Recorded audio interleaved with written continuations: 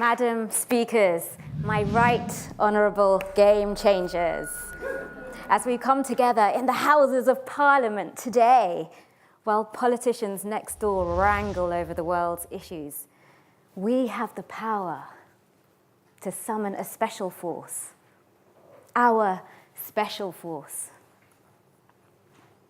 We already have our secret agents quietly convening in corridors of power across another world, the business world.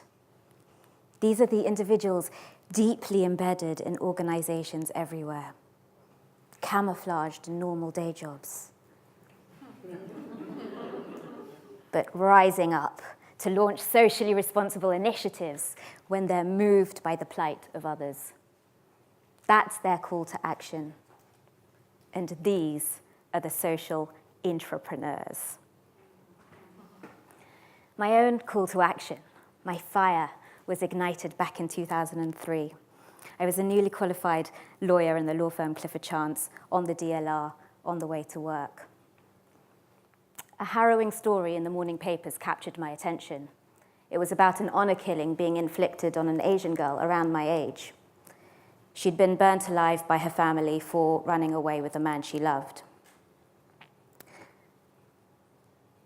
And as we exited the tunnel, past the washing hanging from the estates in Shadwell, I looked up and was struck by the stark juxtaposition of the gleaming glass towers of Canary Wharf and the poverty of the surrounding areas. And what struck me further as I continued to read on was that forced marriages and honor killings weren't just happening on the other side of the world, but right here on our doorstep in London. Well, what if there is a way to help these girls from our doorstep too? What if I could gather up the ammunition from the business world, the skills, the resources, the talent, and catapult that ammunition over the corporate towers into the hands of the organizations on the front line fighting these issues? So I found a local charity, and together with a colleague, we listened to their needs, persuaded peers to be our volunteers, sought senior support, and created a flexible framework, a lunchtime advice surgery in Newham. It had to be lunchtime so that the women could escape their homes and we could escape our desks.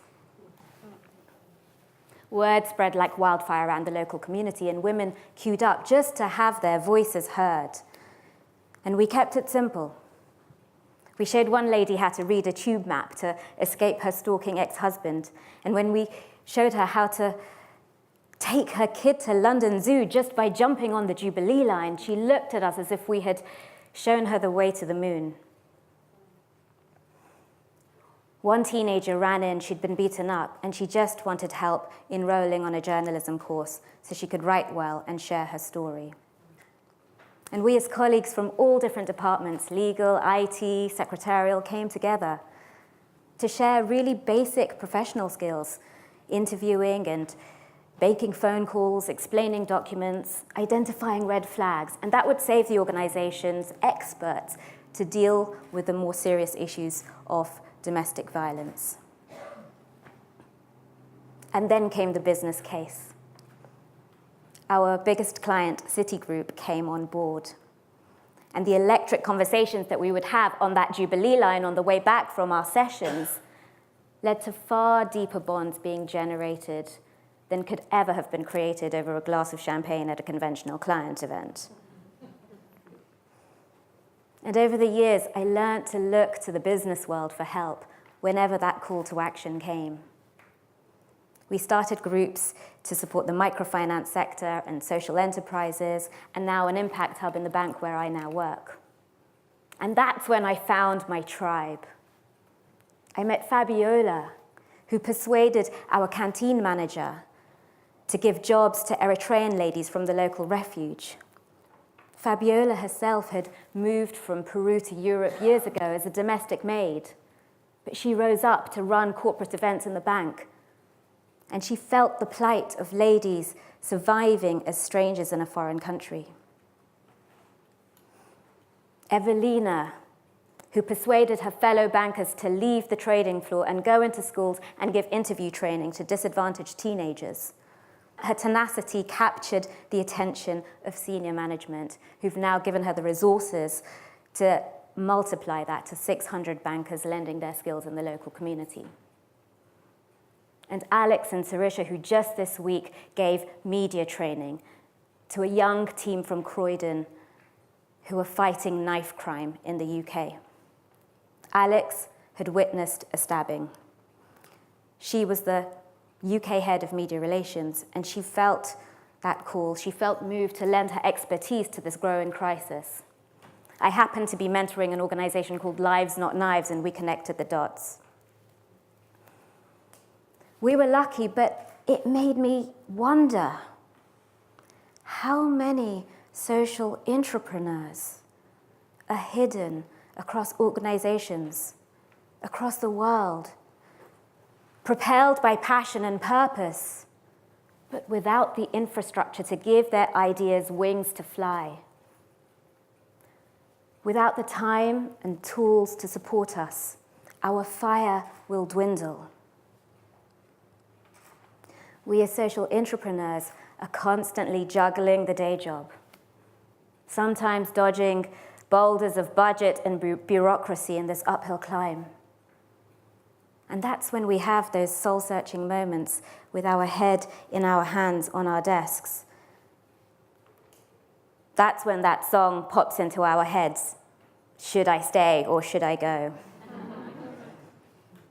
Should I catapult myself over the corporate towers into the hands of a social enterprise or a charity where my precious 8 to 10 hours a day could be spent 100% focusing on social mission? Or is my true purpose here on the inside, using the platform I have to shape the landscape of responsible business?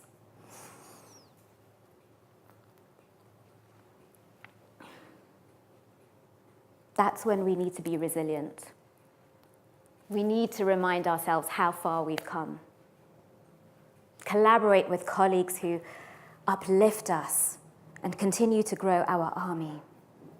And we should be bold, because now is a pivotal time. We should shout from the rooftops about the impact that we're making and let the world hear our song. Fueled by global forces such as the Sustainable Development Goals, the rise of impact investment, legislation like the Modern Slavery Act, we as social entrepreneurs can finally start calling the shots. As for me on the business side, after years of practicing as a conventional capital markets lawyer on conventional bond issuances, I can now guide the growing green market and start conversations on social bonds as part of my day job. Finally, my two worlds of social impact and business are converging.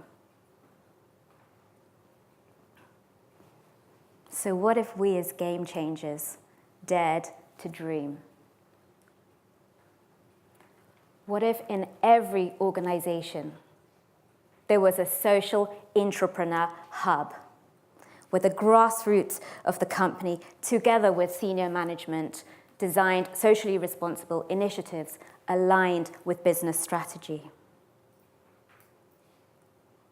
What if employees everywhere walk to work with a spring in their step, because when they feel that fire, they know they have the infrastructure to harness that powerful energy and channel it as a force for good?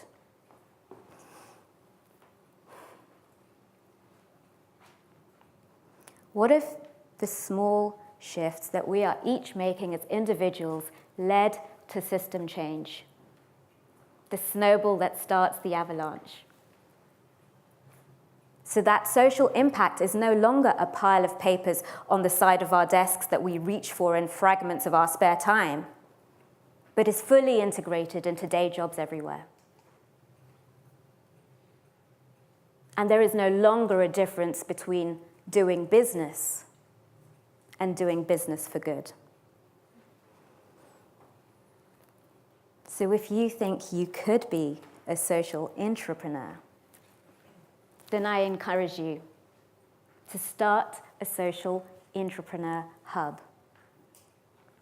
Even if it is just the first small step of gathering colleagues, discussing the issues that move you, and identifying with the resources around you.